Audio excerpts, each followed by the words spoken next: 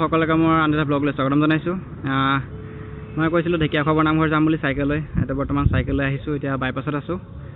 আমাৰ বাইপাছ চাৰিআলি এইটো বনাই আছে, মানে এইটো অভাৰ ব্ৰিজ হ'ব নেকি, তাকে বনাই আছে আমাৰ ইপাৰলৈ। গতিকে চাৰিআলি ৰখাব নোৱাৰিলোঁ, সেইকাৰণে অলপ আগলৈ আহি এনেকৈ ভিডিঅ'টো কৰিছোঁ।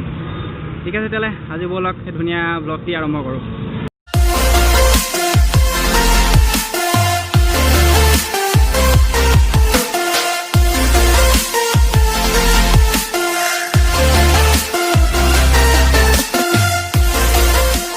আপোনালোক জলকীয়া আঁতৰলৈ নাযাওক লাগে, এই মাস্কখন পৰিধান কৰি ল'ব সদায়। তাকে এইখন ইম্পৰ্টেণ্ট, গতিকে ব'লক তেতিয়ালৈ গৈ থাকোঁ।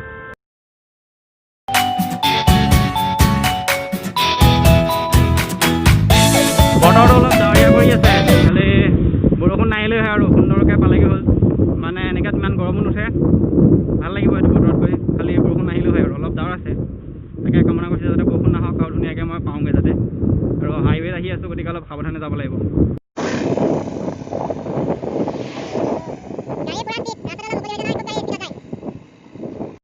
আমাৰ ঘৰৰ ওচৰৰ পৰা মানে আলিৰ পৰা ঢেকীয়াখোৱা বৰনামঘৰলৈ 19 কিলোমিটাৰ। এই হাইৱে গ'লে 17 কিলোমিটাৰ হয়। আৰু এটা ৰাস্তা আছে যিটো লাহদেগড় মেলেং হৈ যাবগৈ পাৰি, সেইটোত 19 কিলোমিটাৰ হয়। মই এতিয়া যাওঁতে এনেকৈ হাইৱেত যাম বাইপাছেদি, আৰু উভতি আহোঁতে মই ইটো ৰাস্তাই উভতি আহিম।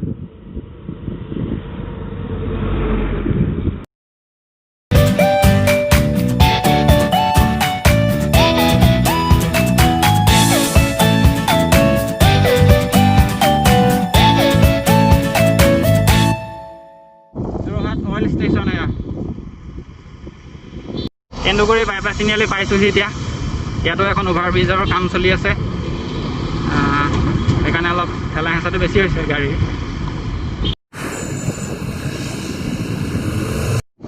দেওবাৰে গাড়ী কমহে ওলাইছিলে, কিন্তু বেছিহে হৈছে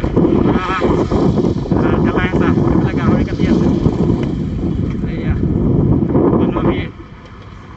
আজি দেওবাৰটো বেছিহে ভিৰ হৈছে।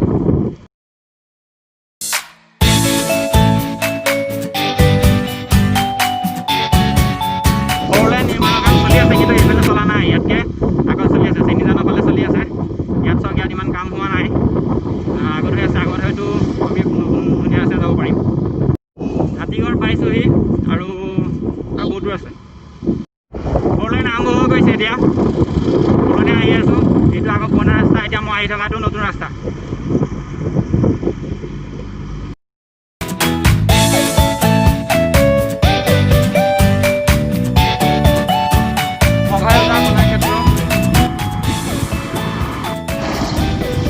Jorhat institute of science and technology পাইছোঁহি। আগতে এইখনক চায়েন্স কলেজ বুলি কোৱা হৈছিলে, এতিয়া Jorhat institute of science and technology বুলি কোৱা হয়। চাই লওক, মই দেখাই দিছোঁ ভালকৈ। এখন অগ্ৰণী শিক্ষানুষ্ঠান বিজ্ঞান বিষয়ৰ বাবে।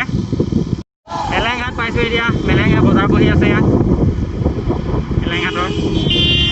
সবকৈ পিছফালৰ পৰা হৰ্ণ মাৰিছে, এইবিলাক ৰখাইছে। জেগা বহুত আছে, নিয়া নাইকিয়া। ঠিক আছে, মেলেং পালোহি, দলংখন পাৰ হৈ লওক। ফ'ৰলেন সম্পূৰ্ণ হোৱাৰ পিছত ৰাস্তাখিনি বহুত ধুনীয়া লাগিব দুইপাৰে, মানে পৰিৱেশটো ধুনীয়া হয়, সেউজীয়া। গতিকে এই সেউজীয়া মাজে মাজে যাবলৈ বহুত মজা লাগিব, বহুত ধুনীয়া লাগিব পাছত যেতিয়া সম্পূৰ্ণ হ'ব। সেই দিনকেইটালৈ অপেক্ষা কৰি আছোঁ।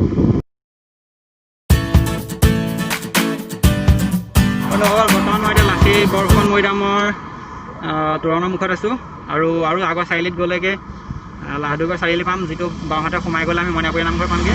মইনাপুৰীয়া নামঘৰলৈ এতিয়া নাযাওঁ, এতিয়া যাম ঢেকীয়াখোৱা নামঘৰ। লাহদেগড় চাৰিআলিৰ পৰা আৰু 2 কিলোমিটাৰমান গ'লে আমি ঢেকীয়াখোৱা নামঘৰ গেট পামগৈ। এইফালে চাওক, লাচি বৰফুকন মৈদামৰ তোৰণ। ঠিক আছে, ব'লক গৈ থাকোঁ।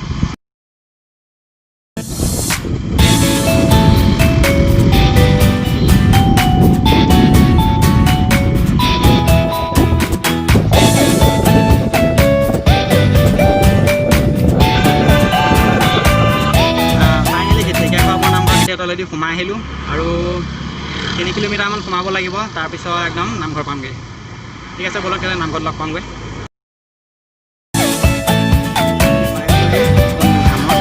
অৱস্থা নাইকিয়া হৈছে, এতিয়া চুৰিয়া পিন্ধিম আৰু তালৈ যাম। মই এতিয়া বৰ্তমান দোকান এখনৰ ভিতৰত আছোঁ, চুৰিয়াটো সলাই পিন্ধি লওঁ, তাৰপিছত নামঘৰলৈ যাম। মানুহ বহুত বেছি।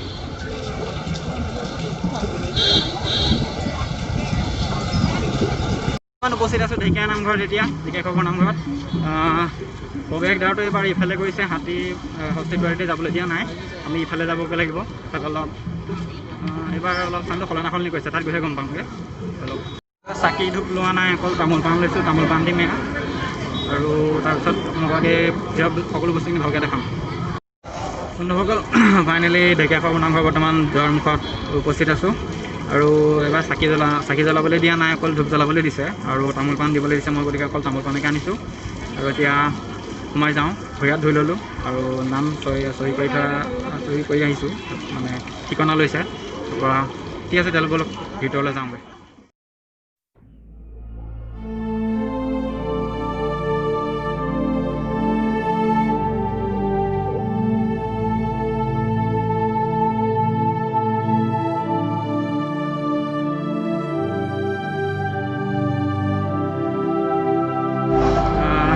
নামঘৰৰ ভিতৰত তামোল পাণ দি আহিলোঁ ধূপ জ্বলাবলৈ দিছে অকল চাকি জ্বলাবলৈ দিয়া নাই আৰু তাত সেৱা কৰিলোঁ মানে ফটো চটো ভিতৰত উঠাবলৈ দিয়া নাই অৱশ্যে তাৰ ভিডিঅ'টো মই কাটি পেলাম তাত সেইটো বেয়া হ'ল উঠোৱাটো গতিকে বেয়া লাগিছে আৰু তাত তেওঁলোকে হাত দিয়াৰ পিছতো যে মই ফটো তুলিলোঁ ঠিক আছে সেইটো কাটি পেলাম মই আৰু এতিয়া ইয়াত চাকি দিবলৈ দিছে চাকি বেলেগকৈ জ্বলাবলৈ দিয়া নাই কেইগছমান চাকি আছে আৰু ধূপ জ্বলাবলৈ দিছে এতিয়া ধৰ্মীয় অনুষ্ঠানত এইটো প্ৰশাসনে অনুমতি দিলে গতিকে ঠেলা হেঁচা বহুত হৈছে মানুহ বহুত আহিছে ইয়াত গতিকে অলপ নিজকে সুৰক্ষা কৰি নিজকে বচাই ৰখাটো আৰু সকলোৰে দায়িত্ব আৰু বাকী ভগৱানে দয়া কৰিব সকলোৰে ওপৰত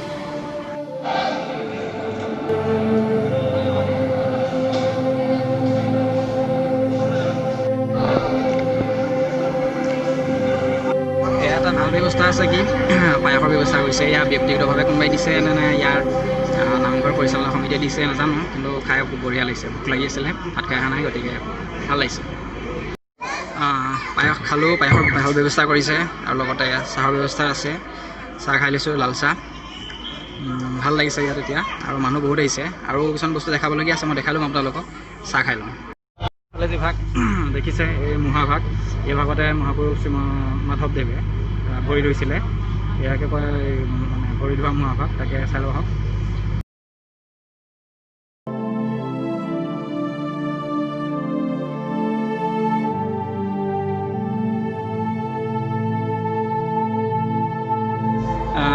নামঘৰৰ ভাগত বহুত পৰিৱৰ্তন দেখিছোঁ এইখন যিখন দলঙৰ ওপৰত মই আছোঁ এই দলংখন মানে নিৰ্মাণ কৰি আছিলে সম্পূৰ্ণ হোৱা নাছিলে আমি আগতে আহোঁতে এইবাৰ দেখিছোঁ বা সম্পূৰ্ণ হৈ গৈছে আৰু এইটো ধুনীয়াকৈ এইটো ৰাস্তা এইফালেদি নিৰ্মাণ কৰিছে ভাল ব্যৱস্থা লৈছে এইখিনি যাতে যাতায়াতৰ সুবিধা হওক আৰু তাৰ এই ঢেকীয়াখোৱা নামঘৰৰ কাষতে থকা ইয়াত দিহা নদী এই দিহা নদীৰ পাৰতে মানে নামঘৰ ভাগ আছে গতিকে আৰু দেখিছিলে এতিয়া আপোনালোকে মহাভাগ যিভাগ দেখালোঁ তাত মাধৱদেৱে ভৰি ধুইছিলে সেইভাগেই হৈছে ভৰি ধোৱা মুহা তেওঁ তাতে থৈ হয়তো ভৰি ধুইছিলে ইমান নাজানো আৰু আপোনালোকে ঢেকীয়াখোৱা নামঘৰৰ বিষয়ে মই নক'লেও আপোনালোকে ইণ্টাৰনেটতে পাই যাব ঢেকীয়াখোৱা নামঘৰ আপোনালোকে হয়তো প্ৰায়খিনি জানেই তাত মই সেইখিনি ইমান ব্যাখ্যা নকৰোঁ আহকচোন আৰু কি চাব পাৰোঁ এতিয়া দেখালোঁ আপোনালোকক প্ৰায়খিনি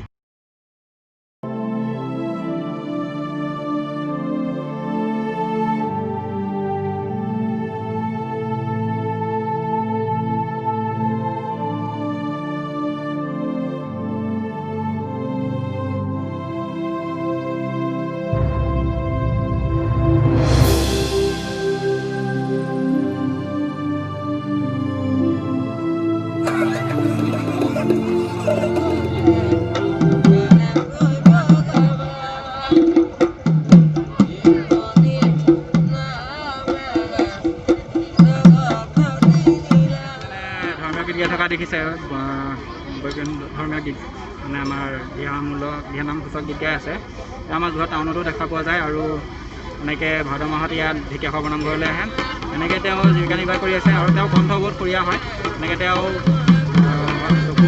দৃষ্টিশক্তি কম গতিকে তেওঁ এনেকৈ ধুনীয়াকৈ নাম পৰিৱেশন কৰে ইয়াত প্ৰথমতে মানুহ বেছি নাছিলে ছেপ্টেম্বৰ 1 তাৰিখৰ পৰা এই দাদাই কৰিছে তেওঁ সদৰ থানাত বৰ্তমান ডিউটি মানে সদৰ থানাত তেওঁ কৰ্মৰত আৰু বৰ্তমান ইয়াত দায়িত্ব পালন কৰি আছে ইয়াত ছেপ্টেম্বৰ পৰা যেতিয়া প্ৰশাসনে পাৰ্মিশ্যন দিলে তেতিয়া ইয়াত মানুহ বেছি হৈছে আগতে মানুহ বেছি নাছিলে এনেই শনিবাৰ দেওবাৰে মানুহ বেছি হয় কিন্তু এতিয়া মানে পূৰা শনিবাৰ দেওবাৰ বুলি নাই আৰু প্ৰায় মানুহ যেনেকৈ আগতে সাধাৰণভাৱে আহে তেনেকৈ আহি আছে অনুভৱ হ'ল আপোনালোকে দেখিলে ইমান কৰে ইয়াত ঢেকীয়াখোৱা নামঘৰৰ মানে ভিডিঅ' কিবাকিবি দেখালোঁ আৰু কি দেখাব বুলি কিমান দেখাব বুলি নাজানো কিছুমান দেখাবলৈ থাকি গ'ল আজি অলপ বাধ্যবাধকতা আছে গতিকে সকলোখিনি দেখাব পৰা নগ'লে তাৰ বাবে ক্ষমা কৰিব পিছত আকৌ আহিম দেখাম আৰু আজিলৈ ঢেকীয়াখোৱা নামঘৰৰ ভিডিঅ' বা এই দৰ্শন ইমানতে সমাপ্ত কৰিছোঁ আৰু ঠিক আছে ভিডিঅ'টি কেনে লাগিলে নিশ্চয় জনাব এতিয়া মই ঘৰলৈ বিদায় লওঁ আৰু এটা নেক্সট ব্লগ বনাই আহি আছে মানে ঢেকীয়াখোৱা নামঘৰটো ঘৰলৈকে সেইটো এনজয় কৰক আৰু এইটো কেনে পালে জনাব ঠিক আছে নতুন হ'লে ছাবস্ক্ৰাইব কৰিব ভাল লাগিলে লাইক কৰিব কমেণ্ট কৰিব ঠিক আছে কালি ইমান দেখাম বাই বাই